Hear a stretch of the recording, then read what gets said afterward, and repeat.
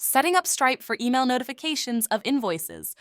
To ensure your clients receive email notifications from Stripe, follow these steps. Start by logging in to your Stripe account. On the homepage, click on the Settings button. This will take you to the Settings section. Under Product Settings, click on Billing. Once you're in the Billing section, navigate to the Subscriptions and Emails tab. Here you can customize various email settings. Scroll down to the section titled Manage Invoices Sent to Customers. Ensure Send Finalized Invoices and Credit Notes to Customers is activated. You can also configure settings for invoices that are due soon.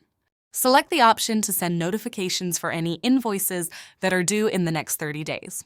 Before you leave, make sure to click the Save button to apply your changes. By following these steps, your clients will receive timely email notifications for their invoices, helping you maintain smooth and efficient communication. I'm thrilled to introduce you to bpmPro, the software solution developed by Extrium to streamline and monitor the entire window business operations on the Salesforce's cloud.